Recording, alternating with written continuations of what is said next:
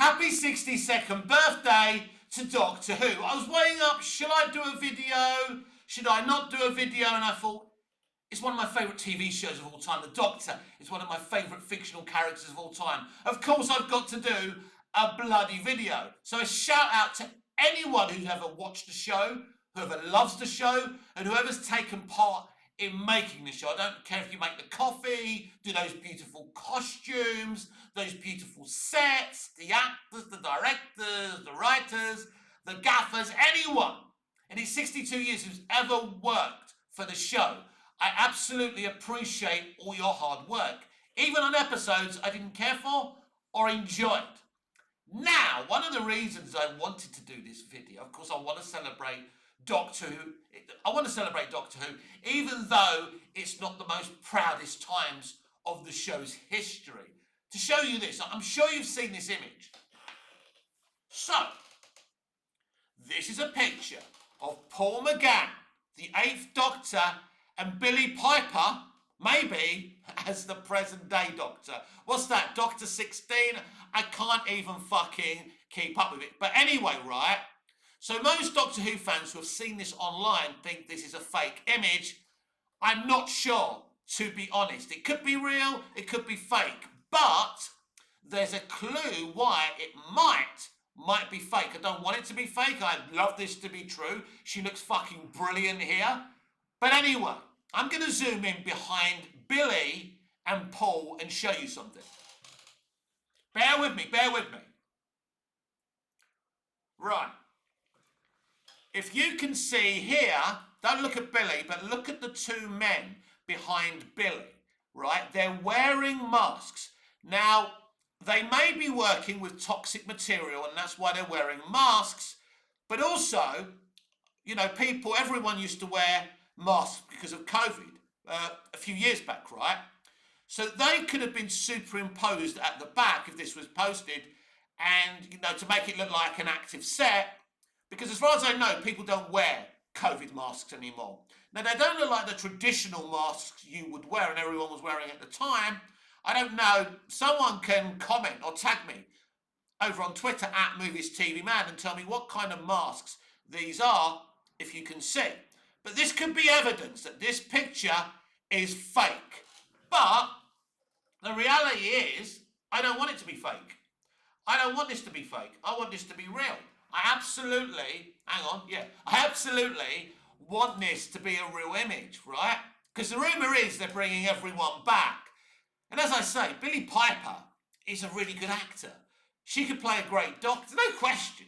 Billy Piper could be a great Doctor. I just don't think that Billy's the kind of person who's going to want to play the Doctor for 3 seasons. But to be honest with you, she could do a really good job. Now, Doctor Who on its 62nd birthday has posed a question. Who actually is going to be the next full-time Doctor? We know a year this Christmas Day, the Doctor will return for a Christmas special. Then in 2027, it will return for a full series.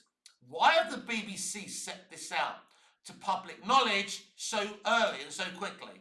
Because there's too many people wishing and hoping that it's RIP Doctor Who. And the BBC absolutely want to make it clear that Doctor Who isn't going anywhere. That Doctor Who is important to the BBC. And they've kind of gone, fuck Disney, fuck RTD, we're taking back control of this. Now, nobody knows if RTD, beyond his Christmas special, which is being played as, oh, he's writing this for us, so fans have made the assumption that after this he's gone, we don't know. I think after RTD2 will be the best thing that for Doctor Who and for RTD and Bad Wolf, that all those entities, the BBC, Bad Wolf and RTD, kind of walked away from Doctor Who. I think that's for the best, but just because it's for the best, it doesn't mean it's going to happen. So even though people are going down the line, RTD's finished, RTD's gone, I'm not going to say that yet. I'm not confident about anything. So it's very, very vital now that they bring in the right person to play the Doctor, the right person to head write it and run the show. Because the Doctor Who kind of memory banks have been running on the oxygen of the original revival. And the memories, the great memories. What RTD did in those first 4 or 5 years was revolutionary. He licked the blue touch paper. It was amazing. But I want someone to come in who was as passionate about Doctor Who as RTD was when we saw him on Doctor Who Confidential Episode 1 straight after Rose. I remember how I felt after Rose. I was giddy, I was excited, I was in love. I was in love with the show again. RTD had a passion for it, the way he spoke on that first ever Doctor Who Confidential was brilliant. You could tell he was making something that he loved. I couldn't tell that anymore. I can even tell when he was asked if he'd ever come back to Doctor Who before he came back for RTD2, when he was saying, I don't think about Doctor Who, I have no intention of coming back. I don't think that was actually a lie.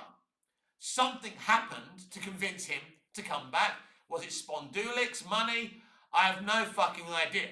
But very quickly, when you watch RTD2, you can tell one thing, that this is a man working on creative empty, and he's using identity politics to distract from the fact he's running on empty. You see, you can't fucking fool me. Mick always knows. While everyone's been going, oh, they've cast a blank Doctor, or this, or that, or the other, I can look beyond that, because I don't give a shit about the colour of the Doctor's skin, or his gender, or his pronouns, or his or hers or their pronouns. I couldn't give a shit about any of that. That doesn't matter to me, right? Right, great Doctor Who. The Doctor must be the most vibrant, the most smartest, intelligent person in the room, and the biggest personality, right? Ncuti Gatwa's Doctor wasn't that. And Jodie Whittaker's Doctor was certainly not that. So you can have all the great sets. I mean, the current TARDIS set is beautiful and stunning. Personally, I'd go back to the original interior design, the 1963 interior design. I'd go back to that. People say to me, but Mick, it's dated. It's not dated. It's beautiful, it's vast, and it's haunting. And I know the story arcs I would go with. I know that my Doctor, because I played a Doctor if I was running the show, or at least a consultant on the show, because I'm dyslexic, I can't really write and shit like that. But I'm an ideas man. I'd want to play the Doctor. Kate Winslet would play one companion, and as I said before, Lily Aspel, who played Little Wonder Woman in the Wonder Woman movies, would play her daughter. And the idea is that Kate Winslet, who's the mother, contracts this galactic, out-of-space virus. And the Doctor makes an impossible promise to her daughter, played by Lily Aspel. A promise he can't keep. So, will Kate Winslet's character die? Will they find a cure? This is why they're travelling with the Doctor, to find a cure in time and space. It will be a very, very emotional story. That's the way I would go at it. It would still be random police box travel. Something that Doctor Who's lost since the Moffat era is this randomness, where basically this machine isn't just a machine. It has a conscience. It's intelligent. It has a personality, right? She's a she, as the Doctor calls her a she. The Doctor sees her as a persona, and has even given the TARDIS agenda. That's what I'd do. The TARDIS has a mind of its own. So the TARDIS takes the Doctor where she thinks the Doctor is needed. So I would go with random police box travel, and that's what I would do with the show. But they're never going to give me Doctor Who. Doctor Who now is in the wilderness. There's so many of you watching right now who love this show, who have got passionate ideas. But I believe to make Doctor Who, you've got to know it and love it. Now, I'm a big Doctor Who fan, but I can't tell you the details of every classic episode or the behind-the-scenes stories. I can't. I started watching from the Peter Davison era, and I stopped watching after he left. I loved Peter, and I couldn't keep on watching it because I couldn't get into Baker, Colin Baker. I couldn't get into Sylvester McCoy. Great actors, great doctors, but I just couldn't get into them personally. And I came back for Paul McGann, who I absolutely love. I love that Doctor Who movie, warts and all, and I love this behind the scenes. I know all about the behind the scenes stories, and the American guy who passionately drove everyone to make this movie. I love that, and I know everything about the revival, and that's where I am with Doctor Who. But I'm a valid fan. I don't need to know all the dates and times and all of that. I love Doctor Who. It's one of the most unique things in in fictional history. I think when you're dealing with intellectual properties, there are some rules you must adhere to. I think you can expand the character, you can put your own personality in it, you can. I don't think all canon is important, but the basic canon is very important. Once you start breaking that, you confuse the situation and it becomes a little bit like like they tried to do. Like someone on X Twitter just said, the division, the concept that Chibnall created with, Joe Martin's Doctor, the division and all of that is a good idea. I agree with her. It's a great idea, but typical of Chris Chibnall's era, he comes up with this great idea, he doesn't expand it, and he doesn't flesh it out. So what's the point on doing the division if we don't know more about it? Why didn't Joe Martin get a Doctor Who spin-off? Why couldn't she have been his next Doctor if he stayed on, which he didn't stay on in the end? Maybe she should have been RTD's Doctor. Why? He's always got his arms around her and saying how much he loves her and she was a great Doctor. Blah, blah, all this shit, right? But ultimately, RTD, you didn't have to cast Shooty.